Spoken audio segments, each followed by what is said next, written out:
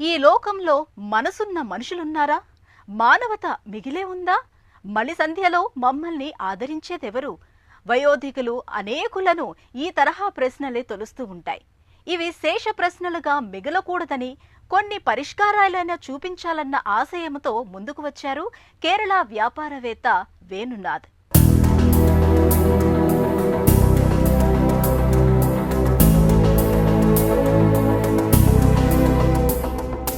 ఉమ్మడి కుటుంబ వ్యవస్థ కనుమరుగైంది. ఉపాధి ఉన్నతికి దూర తీరాలకు వెళుతున్నారు. మలి సంధ్యలో తల్లిదండ్రుల పరిస్థితి అంత బాగా ఏమీ లేదు. ఢిల్లీ ఏజ్వెల్ ఫౌండేషన్ చేసిన సర్వేలో నివ్వెరపరిచే నిజాలు వెల్లడయ్యాయి. 10,000 వయోవృద్ధుల జీవితాలను పరిశీలించగా వారిలో 24.44% వయోధికులు ఏకాంత జీవితం గడుపుతున్నారని తేలింది.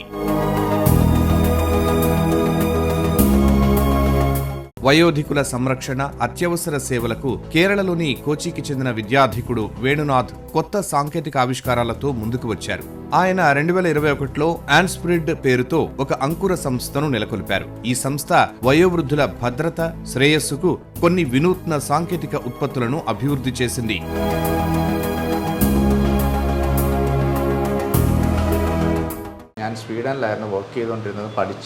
నేను స్వీడన్లో చదువుకున్నాను. అక్కడే పనిచేశాను. ఓసారి వృద్ధ మహిళ ఎమర్జెన్సీ కేర్ పరికరం వాడటం చూశాను. కాసేపట్లోనే అంబులెన్స్ వచ్చింది. వైద్య నిపుణులు వచ్చారు. నేను ఆసక్తిగా తెలుసుకున్నాను. తక్షణ వైద్య సేవకు ఆమె ఎమర్జెన్సీ పరికరాన్ని ఎంతో సునాయాసంగా ఉపయోగించిన ఫలితం అది. ఆ సంఘటనతో నాకు ఆలోచన వచ్చింది. మన దేశంలో ఇలాంటి పద్ధతుల్ని నేనెందుకు అమలు చేయకూడదని అనుకున్నాను. గత 18 ఏళ్లుగా ఎల్డర్ కేర్ మీద విస్తృత పరిశోధన చేస్తున్నాను. ఎంతో పురోగతి సాధించాం. వివిధ యత్నాలతో 2021లో ఈ ప్రాజెక్టు అమలుకు ఓ సంస్థను ప్రారంభించాం.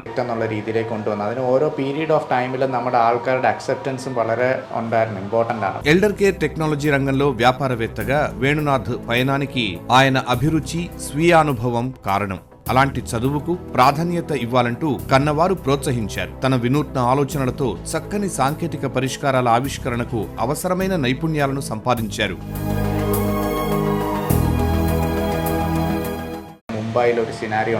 ముంబైలో ఓ విషాద ఘటన చోటు చేసుకుంది. ఒంటరిగా నివసించే ఓ మాతృమూర్తి కింద పడిపోయారు. ప్రాణం పోయింది. 3 నెలలుగా ఎవరి దృష్టికి రాలేదు. తర్వాత ఇంటికి వచ్చిన కుమారుడికి ఆమె అస్థిపంజర కనిపించింది. అలాంటి ఘటనలు మరోసారి సంభవించకుండా నిరోధించాలన్నది మా ఆశయం. వేణునాథ్ జీవన గమనాన్ని మార్చిన ఘటన స్వీడన్లో వయోవృద్ధురాలు అందుకున్న అత్యవసర సంరక్షణ. ఆ మహిళ ఉపయోగించిన తరహా పరికరాన్ని వేణునాథ్ మన దేశంలో తయారు చేయాలని భావించారు. సహకారం కోసం ఆ స్వీడన్ కంపెనీని సంప్రదించారు. కానీ భారతీయ మార్కెట్లో ప్రవేశించడానికి నిరాకరించింది. ఓ సవాల్గా తీసుకున్న వేణునాథ్ తనే అలాంటి పరికరాన్ని ఇక్కడ ఉత్పత్తి చేయాలని నిశ్చయించారు.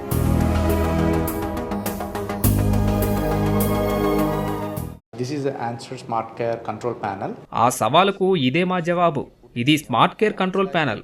ఈ పరికరాన్ని కోరుకున్న వ్యక్తి ఇంట్లో అమర్చుతాం. ఈ పరికరానికి 60 రకాల సెన్సార్లు అనుసంధానించి ఉంటాయి. ఇది AI ఆధారిత డిఫాల్ట్ డిటెక్టర్. 2 వైపులా సమాచారం పంపే వీలున్న పరికరం. ఉదాహరణకు ఆ వ్యక్తి తన గదిలో పడిపోయారనుకోండి, వెంటనే ఈ పరికరం పసిగడుతుంది. కంట్రోల్ సెంటర్ కు సంకేతాలు పంపుతుంది. ఆ వ్యక్తి సంబంధీకులతో మేము టచ్ లోకి వస్తాం. మన దేశంలో వయోవృద్ధ సంరక్షణ రంగంలో మార్పు తేవాలని నిశ్చయించిన వేణునాథ్ స్వీడన్లో తన సంపాదనను మన దేశానికి పంపించారు. ఇక్కడ పరిశోధనలు, అభివృద్ధికి ఉపయోగించారు. 2019లో కుటుంబ సభ్యులు వ్యతిరేకించినా లెక్క చేయక స్వదేశానికి వచ్చేయాలని నిర్ణయించారు. ఒంటరిగా ఉండే వయోవృద్ధుల ప్రాణాలు కాపాడే పరికరాలను అందుబాటు ధరల్లో ఉత్పత్తి చేయాలన్న లక్ష్యమే ఆయన్ని ముందుకు నడిపించింది.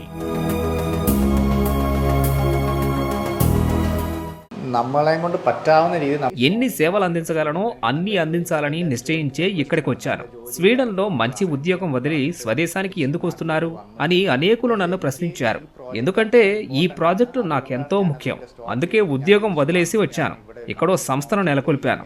ఆ ప్రాజెక్టులోనే పనిచేయడం ప్రారంభించాను.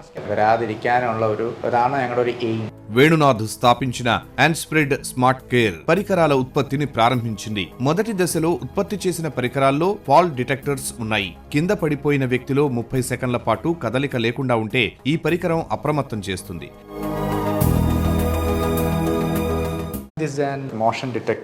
ఇది ఒక వ్యక్తి కదలికలు, ముఖ కవలికల్ని పసిగట్టే ఎమోషన్ డిటెక్టర్. ఉదాహరణకు ఓ వ్యక్తి అర్ధరాత్రి 2 పర్యాయాలు వాష్రూమ్ కి వెళ్లడం అసాధారణం. ఆ అసాధారణ చర్య సంకేతం మా కంట్రోల్ సెంటర్కు అందుతుంది. అప్పుడు మేము వారికి సాయపడతాం. ఇదో స్వతంత్ర పరికరం. ఈ వ్యక్తికి ప్రాణావసర సాయం కావాలంటే SOS తరహాలో పనిచేస్తుంది. అలాంటి కాల్స్ కు సంబంధించి 10 నెంబర్లను నిల్వ చేసుకుంటుంది. ఆటోమేటిక్ గా అన్ని నెంబర్లు డైల్ అవుతాయి. ఆ మెసేజ్ చూసి వాళ్ళ లొకేషన్ గుర్తించి లేదా కాల్ చేసి సిబ్బంది వెళతారు. And if someone fell down also, this can be alerted.